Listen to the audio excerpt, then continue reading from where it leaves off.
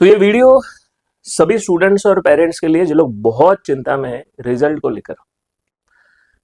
जिनका रिजल्ट लगा है, ऑल क्लियर है, कॉन्ग्रेचुलेशंस, कोई प्रॉब्लम नहीं है, तुमने अच्छा मेहनत किया है, नसीब ने साथ दिया है। इंजीनियरिंग में लक फैक्टर बहुत मैटर करता है। अभी ये स्टूडेंट्स को पता ही है, पेपर अच्छा लिखा है, कॉन्फिडेंट है कि निकल जाऊंगा, लेकिन बैक का है।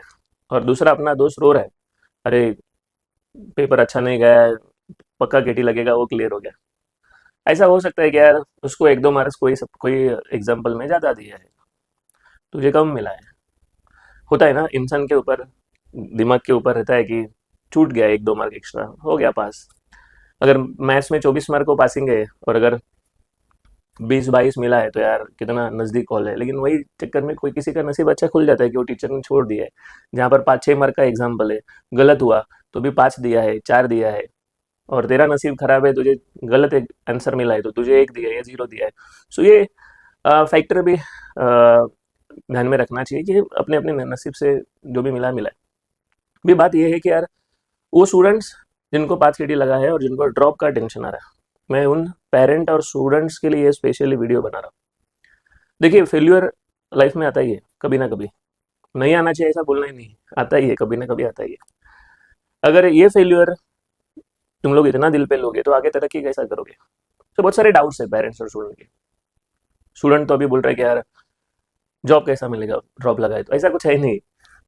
पहला तो ये पॉइंट क्लियर करता हूँ, ड्रॉप लगा मतलब आपको जॉब नहीं मिलेगा, ऐसा है ही नहीं। कितने सारे स्टूडेंट्स मेरे सामने हैं, मेरे टाइम से मेरे साथ जो पढ़ रहे थे, मेरे सीनियर जो पढ़ रहे थे, जिनको 4 ड्रॉप था, 3 ड्रॉप था, आज एक अच्छे जगह पे प्लेस्ड है। तो कुछ लोग बोलेंगे सर उस जमाने का बात अलग था, अभी कंपटीशन इतना हो गया। अभी भी कितने सारे स्टूडेंट्स हैं, ड्रॉप लगा, घर पे 1 साल बैठा, बहुत जबरदस्त तैयारी किया, ठीक है ना। ड्रॉप लगा तो 1 साल अपने पास है ना, जो अटके हुए या केटी वाले सब्जेक्ट्स है वो निकल जाएंगे। उसके बाद बच्चे इतना सीरियसली अपने ऊपर काम करते हैं कि इंजीनियरिंग होते होते प्लेस हो जाते हैं। सो ये दिमाग से निकाल डालिए कि ड्रॉप लगा तो फिर प्लेसमेंट नहीं, ऐसा कुछ नहीं है। ड्रॉप लगा तो जॉब नहीं, ऐसा कुछ है ही नहीं। 100% जॉब है हर एक मेंबर को जिसके पास स्किल है। और ये बात भी समझना जरूरी है कि देखिए, कुछ लोगों को सेकंड ईयर में ड्रॉप लगता है, कुछ लोगों को थर्ड ईयर में ड्रॉप लगता है, कुछ लोगों को इंजीनियरिंग के बाद भी ड्रॉप लगता है। ये बात डाइजेस्ट नहीं होती है ना। इंजीनियरिंग के बाद ड्रॉप कैसा लगेगा, लगता है। जॉब नहीं मिलता है, 1 साल घर पे बैठता है तो ड्रॉप लगा कि नहीं लगा। वो ड्रॉप तो इतना खतरनाक है कि पूरा दुनिया हमें पूछते रहता है कि भैया क्या हुआ, इंजीनियरिंग हो गया है, कहाँ जॉब कर रहा है, क्या हुआ। सो ऐसे कितने सारे स्टूडेंट्स हैं, मिनिमम 40-50% स्टूडेंट्स हैं जिनको आज के दिन में इंजीनियरिंग का डिग्री मिलने के बाद भी 1 साल तक जॉब नहीं है हाथ में। सो लोग लास्ट मोमेंट में क्या करते हैं, कोई कोर्सेज करते हैं। हाँ, कोई कोर्सेज करेंगे, फिर यहाँ इंटर्नशिप करेंगे और फिर प्लेसमेंट के लिए जाएंगे, तो फिर भी 1 साल गया है ना।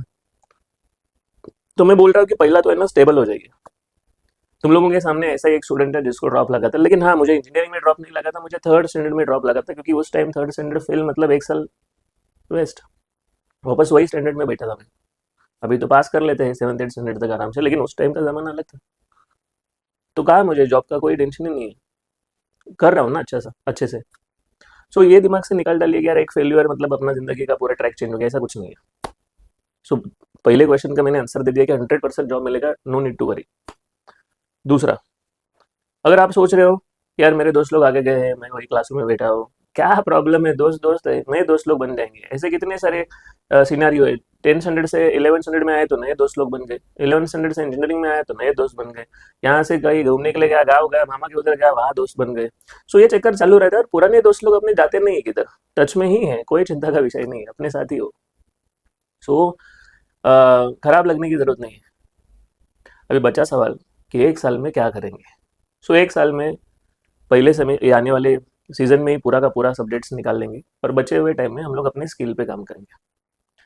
सो और एक सवाल ये है कि बच्चों का कि सर अभी, मतलब मुझे तो नहीं बोलते लेकिन पेरेंट्स को बोलते कि नहीं अभी मैं बीएससी कर लेता हूँ, बीकॉम कर लेता हूँ, इंजीनियरिंग में स्कोप नहीं। अभी यही बताने का चालू कर दिया है। आदमी जब भी फेल होता है ना, तो उसके पास 50 रीजन होते हैं कि वो काम नहीं करने का, अलग अलग डायरेक्शन में जाएंगे। अगर इंजीनियरिंग छोड़ के दूसरा कुछ करना है, वो ईजी है क्या? वहां पर भी मेहनत है ना, कम ज्यादा मेहनत है ही, और पास हो जाओगे, लेकिन वहां पर जॉब का भी स्ट्रगल है ही।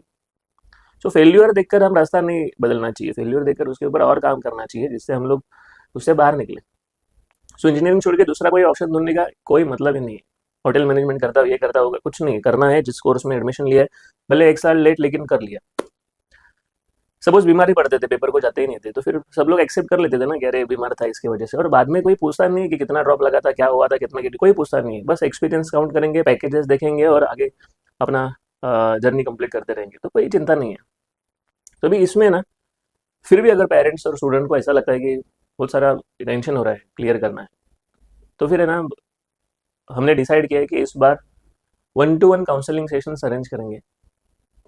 क्या है कि इनको कोई तो ऐसा चाहिए जो बात समझे और रास्ता दिखाए।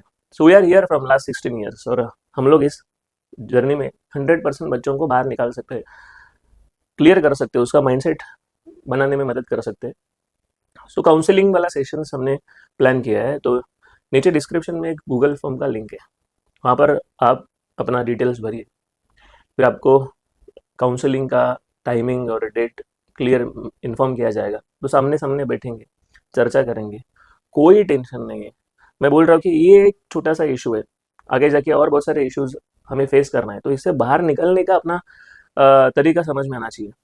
तो दैट्स इट। सो जिनको 5 KT लगा है या ड्रॉप लगा है, कोई चिंता का विषय नहीं है। This is not the end of the journey.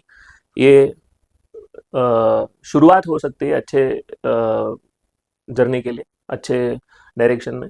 तो मैं बोलूँगा कि ज़्यादा सोचने वाली कोई परिस्थिति नहीं है। प्रॉब्लम है किसके साथ बात करना है, तो you can meet to us, academy में आ सकते हैं, और यहाँ पर हम लोग डिस्कस करेंगे बच्चे का पढ़ाई कैसा होगा, क्या टफ जा रहा है, जो सब्जेक्ट अटके हुए हैं सब क्लियर करेंगे, और फिर सेमेस्टर के एंडिंग में, आने वाले सेमेस्टर के एंडिंग में बच्चा ऑल क्लियर रहेगा, सब लोग खुश। तो ठीक है।